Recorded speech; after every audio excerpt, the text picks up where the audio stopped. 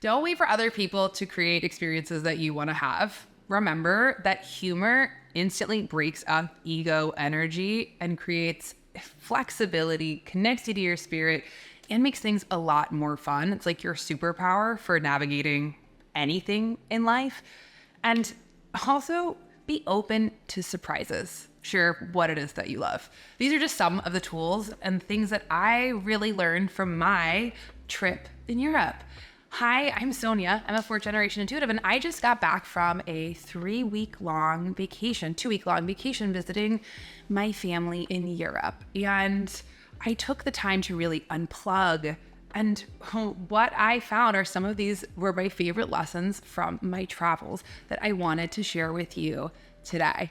Because when we start to travel, my favorite thing that I love about travel is it drops us into the present moment. All of a sudden, we're out of our default mode network, out of our barking dog, out of our tunnel vision of life. Think about it. Like anytime you go to work, you probably get off on the same road. You make the same right to get home. We get really into these grooves and patterns that limit our awareness, that pull us away from the present moment, that pull us away from our spirit, that pull us away from others, and also get us really sucked into stories about how we are, how the world is, how people in our life are. And that same habit and tool actually ends up becoming the lens that which we see. Like, for example, if we always think it's going to be a really hard time tuck into Madge and accounting, it probably will be, because that's the story that our little default network comes to. So that's what I love about travel, brings you into the present moment. So the very first thing that I wanted to share was, and this is, I find, a very important tool, not just for travel, but in life. Don't wait for other people to create the experiences you want to have. And I mean that so wholeheartedly. I talk to clients all the time. I talked to a woman yesterday who really wanted to create her own community. She's been studying tarot. She's been studying, we've been mentoring her guides, her angels, all these different things that she loves so much. And she was sharing these, Sonia, I love it, but I have no one else to share this with. I am all by myself, and I am in place in middle America, and I'm sure that this is going to get me burned at the stake in one way or another, ousted. And the funny thing is, well, if that is your perception, if that is what you've decided, then that is probably what is going to be reflected to you. So instead of paying attention to what you don't want, let's instead change the channel and create a shared experience of what it is that you do.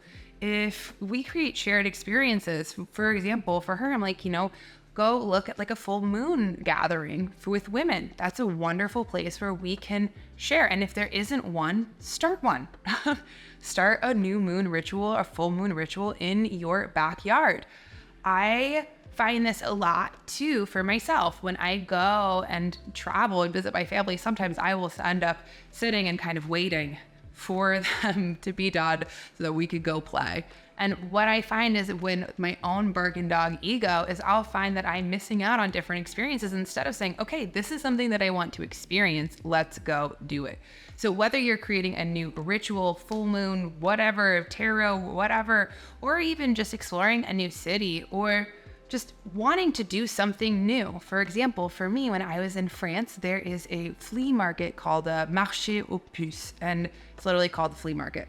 It's world known. I have known about it for years and years and years. And I always have just assumed that my mom wouldn't be that into it, because my Nana, way back in the day, my mom was one of 7. My grandfather worked at Montgomery Wards.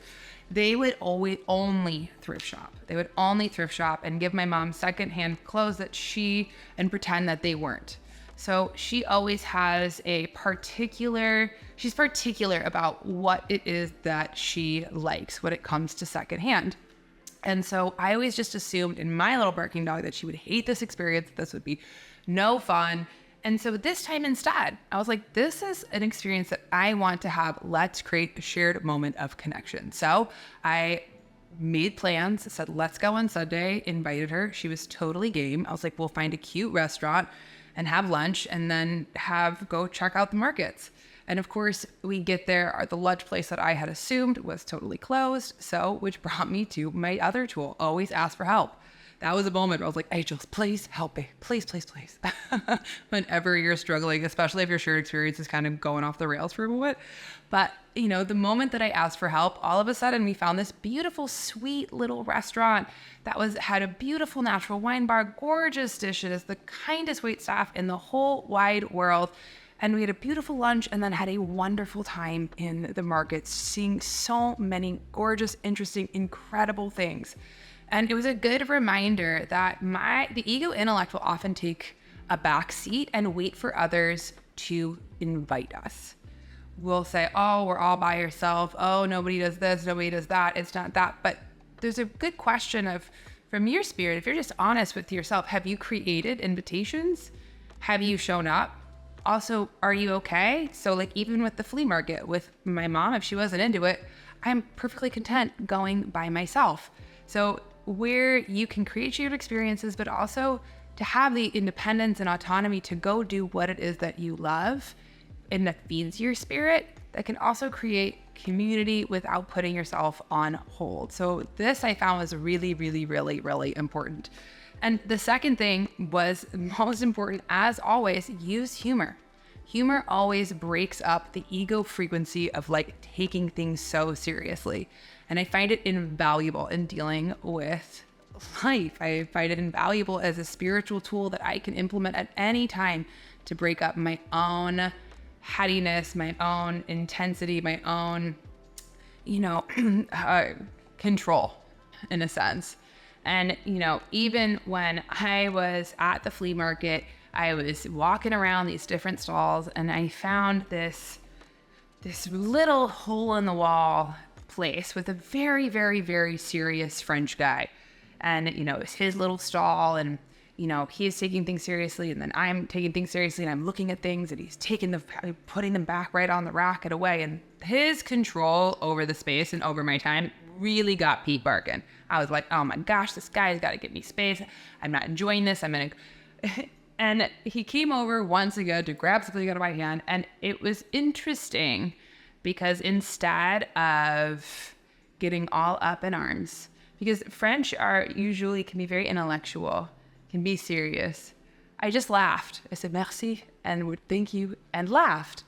And it was interesting because the moment that I laughed, he started laughing. And we had this really funny exchange. And all of a sudden, this humor allowed for this interesting ego dance that was happening to create a whole new experience. By the end of it, he was pulling out all sorts of different things. Try this on, try that on. We were having such a fun fashion show. And it was such a good reminder that humor can instantly create a vibrational shift that creates more internal flexibility and flexibility with the world and actually invites other people to connect with their spirit immediately. So when in doubt, find the humor. As my Nana would say, the situation is critical, but never serious. And last but not least, as always, this is my number one tool that I always share with my clients mentoring is be open to surprises. Be open to surprises, be open to wonder, be open to magic, and be open to new experiences that guide you. Because just like I was saying at the beginning, our little default mode network can really put the blinders on. But when we are open, have open hearts, open eyes, ears, nose, paying attention to what's in front of us, all of a sudden, magic things will come in. For example, even with this same way, opening to different surprises, seeing beautiful flowers in the park, having wonderful exchanges, being guided to exactly what it was that I needed, the stamp shop. I have helped my niece write her first letter at 3.5. So fun, so fun. But in that same way of being open to be guidable, it'll never fail you how much magic is right in front of you.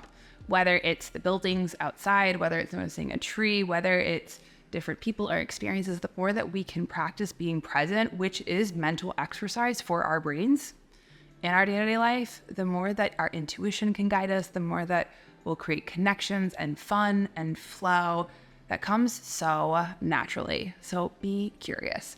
Well, that's my video. I hope you enjoyed some of the things that I learned this past time. And, if you haven't already, hit subscribe. I use new videos every single week. And I'm going to be teaching my workshop in August, The Fastest Way to Uncomplicate Your Life. It's $20. It's an hour. It's recorded. Come. It's going to be so much fun. So click the link and sign up or get on the waiting list to learn. So I will see you next week. Sending you my love. Bye.